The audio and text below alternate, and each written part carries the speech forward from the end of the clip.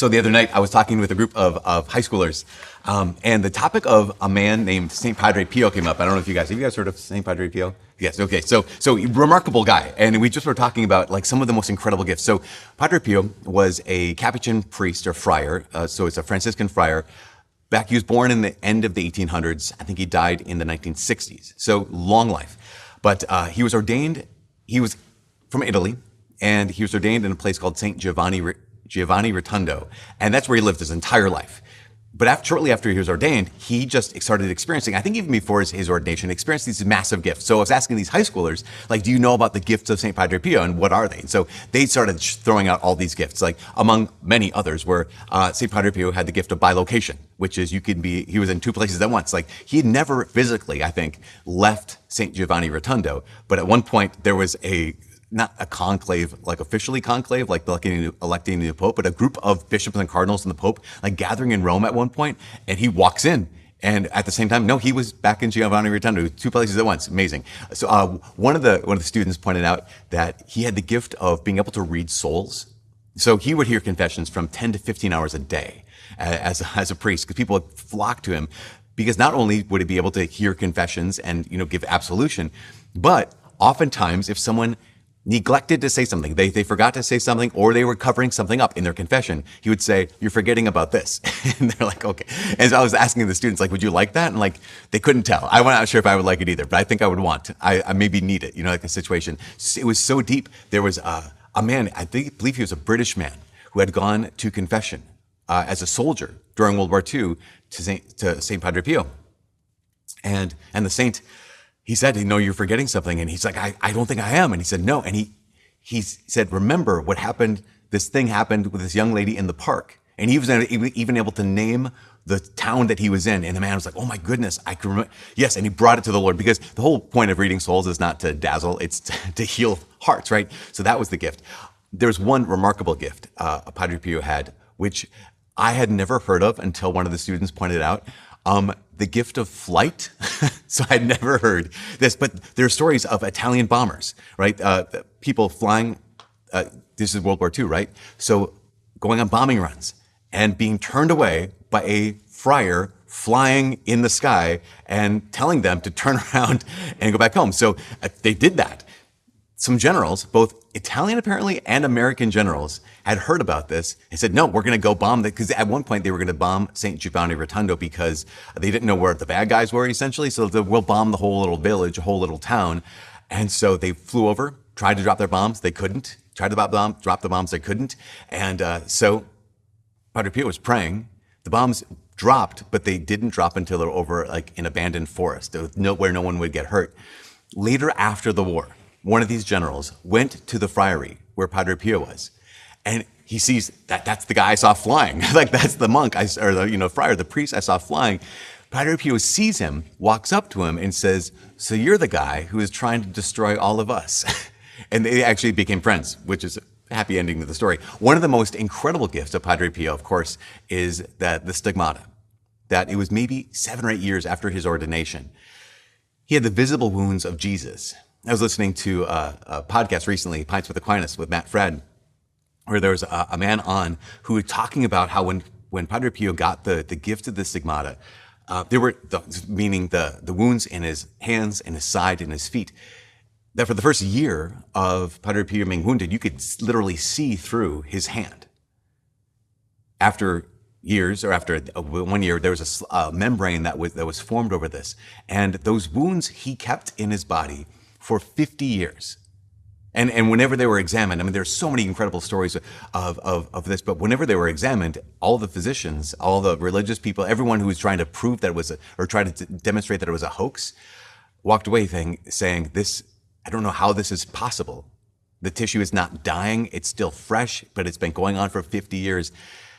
After Padre Pio died, actually, I think it was 3 days before he died, the stigmata vanished. So if you see his body now, there's not even a scar. There's no wound. There's not even a scar. There's not even a mark on these places that people for 50 years said you could literally see through his hand. It's just a remarkable way in which Padre Pio was invited to participate in the sufferings of Jesus. So I was asking the students, again, that's a lot of the stuff, right? Asking the students, if you could ask for any one of those gifts, which one would you want? And no one said they wanted the stigmata, which makes sense, I think. But what would you say? Like, or even this, that's the question. If the Lord appeared to you and said, okay, out of all of the spiritual gifts, out of all the gifts you could possibly ask for, which one would you want? I think it's a worthwhile question because in fact, it's the question that happens in the first reading today, right? In the first book of Kings, here's God who comes to Solomon. Solomon is the new king. His dad is David. And he asks Solomon, out of all the gifts I could possibly give you, which one do you want? Of course, we heard that Solomon asked for the gift of wisdom.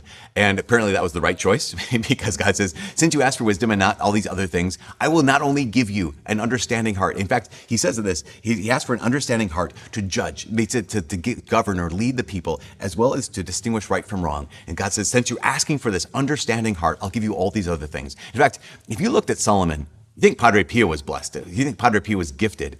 Solomon, his life is gift. To think about every aspect of Solomon's life was filled with gifts. From even the fact that, his dad was a king. It's kind of a gift. Not only was his dad a king, his dad was a godly man. Yes, we know that David had his sins. We also know that David knew the Lord. Imagine having a father who knows how to pray. A father, yes, he sins, but a father who knows how to repent. A father who knows how to listen to God's voice. Imagine that gift that Solomon had just even in his dad. And then, Solomon was a smart guy. Not only did Solomon was given wisdom, he's given wealth, he's given opportunity, but Solomon actually did something with those gifts. I think this is one of the things that so often we ask the question, if you could have any gift, what would you want it to be? But the big question is not what gift do you want, is what are you going to do with it? Solomon received those gifts from the Lord and he acted. Like he wasn't just privileged, he was productive. So what did he do? Solomon built the temple in Jerusalem. Solomon expanded the city of Jerusalem. In fact, he established Israel. So his dad united the 12 tribes, right, into one kingdom. But Solomon established Israel as a kingdom that was known throughout the known world. Solomon used that wisdom for discernment and right judgment. We know the story of the two women arguing over who did this baby belong to. Solomon used these gifts. So not only did Solomon, again, establish Jerusalem as a phenomenal capital, building it up, the temple, building that up, Solomon also wrote a significant portion of the Old Testament.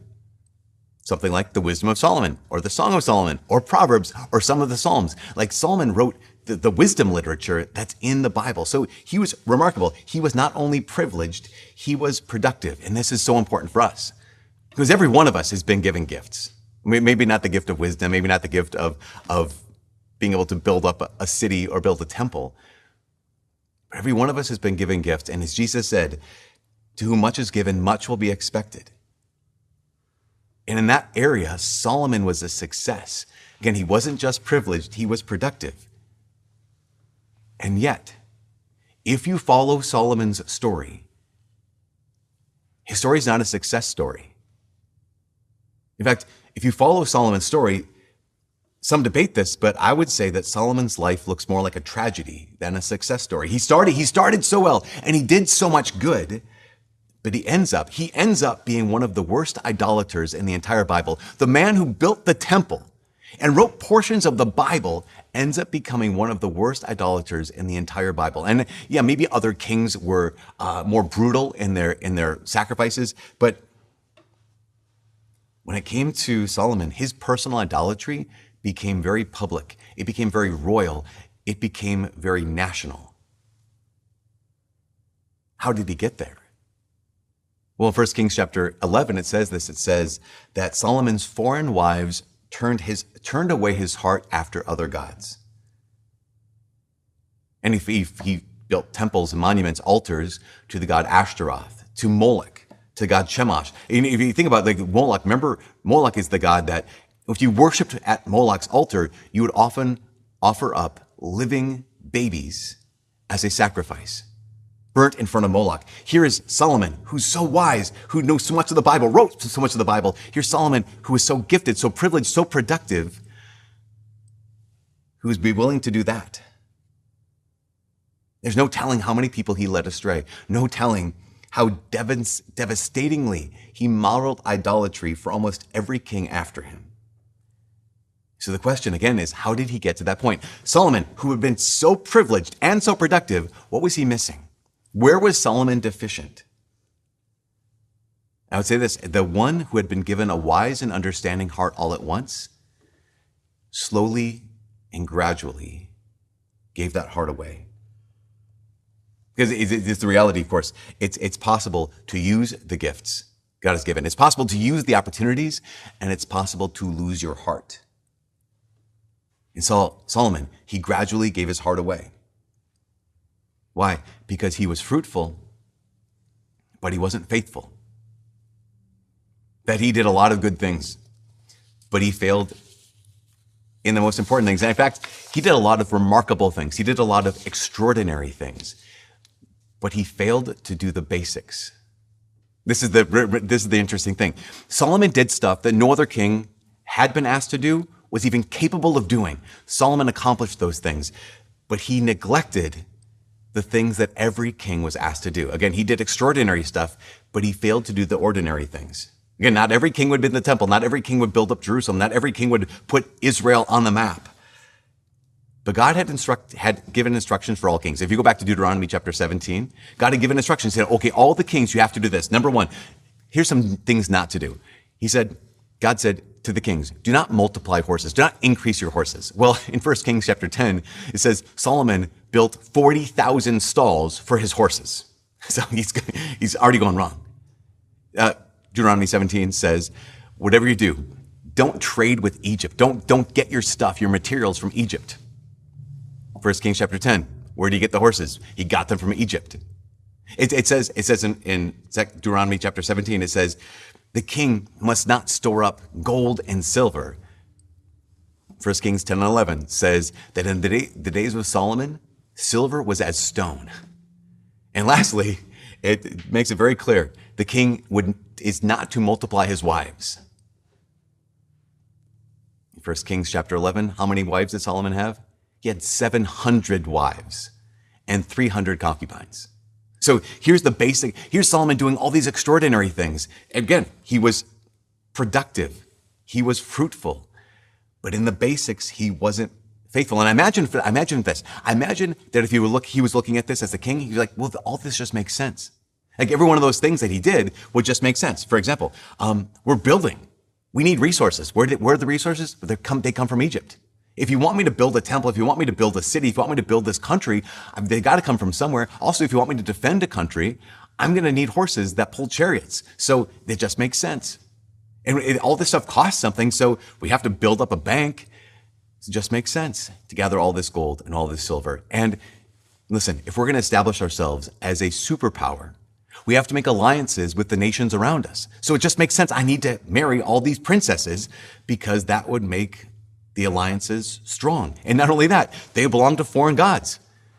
Well, it just makes sense. If I'm going to keep the peace in my own home, well, I'll let them worship their foreign gods. And when they feel neglected for me not going to church, temple with them, I'll go and I'll do what they ask. All of those things, all of those compromises just make so much sense. But he ignored the basics. He was very fruitful, but he failed to be faithful. And in fact, as I said already, he wrote a good portion of the Bible, which is amazing, incredible, again, fruitful. But there was another commandment that every king was given. And the command that every king was given in Deuteronomy chapter 17 was that every day they wouldn't write scripture. Every day they would study the scriptures. Every day they'd read the scriptures. Every day they'd listen to the scriptures. Every day they would attend to the scriptures. And by attending to God's voice, by doing the basics, they wouldn't be led astray. Solomon did not lose his heart because he did extraordinary things. He lost his heart because he failed to do the ordinary things that was asked of every king. And that can be us. That could be us. That could be us saying like, okay, God, show me the path. Show me the big thing you want me to do. That's wonderful. That's amazing. It might come. It might not come. But God has given to us the basics. God has given to us, okay, if you want to be mine, this is what I need you to do. I just need you to simply spend time with me each day.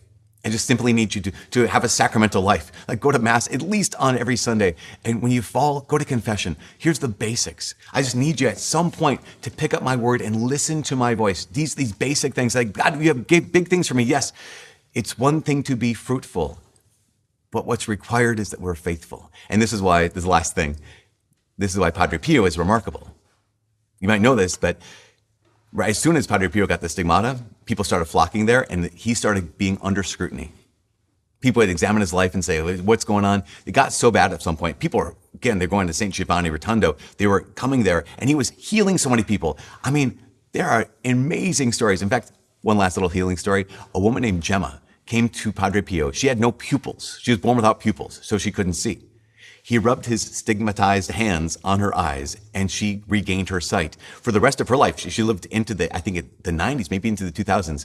The rest of her life, she could see, but she still had no pupils. Amazing.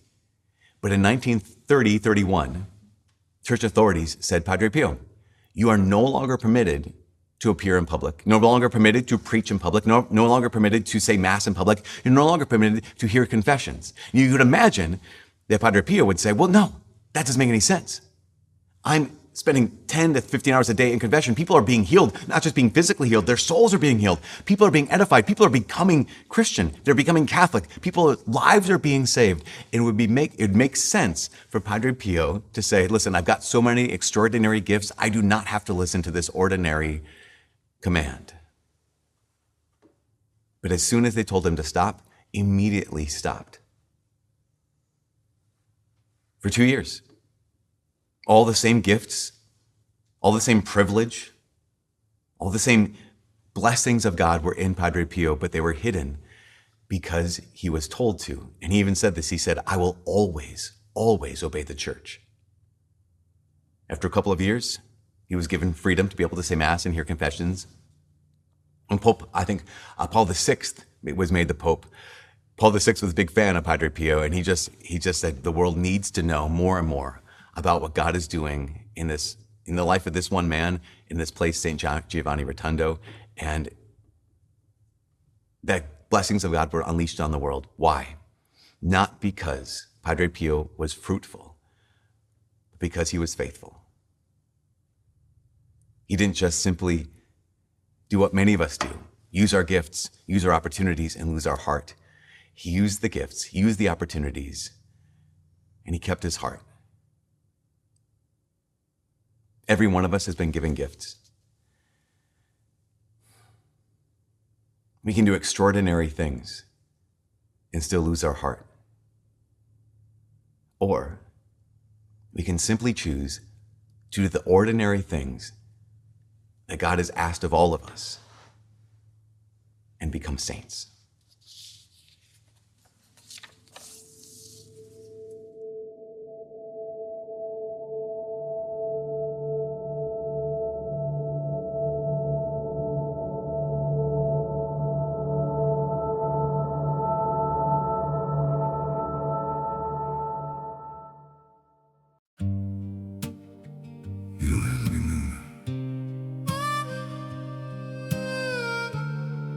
You don't have to stay close.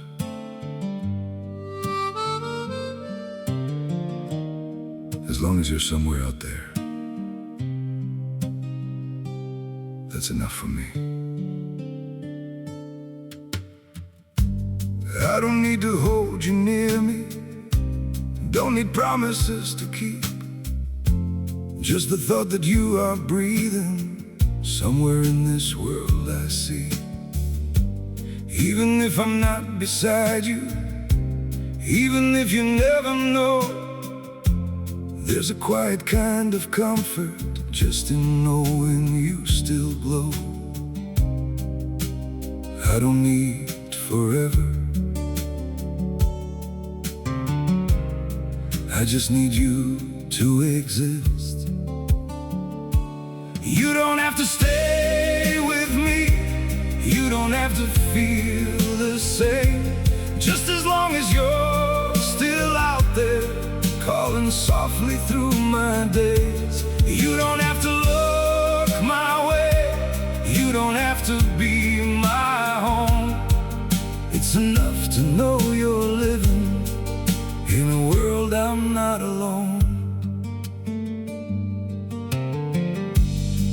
won't chase you through the distance, won't disturb your chosen life. I'll just keep you in my silence, like a star that shines at night. Through the dark and through the blue, I still think of you. You don't have to stay with me, you don't have to feel the same. Just as long as you're still out there, calling softly through my days. You don't have to look my way, you don't have to be my home. It's enough to know you're living in a world I'm not alone.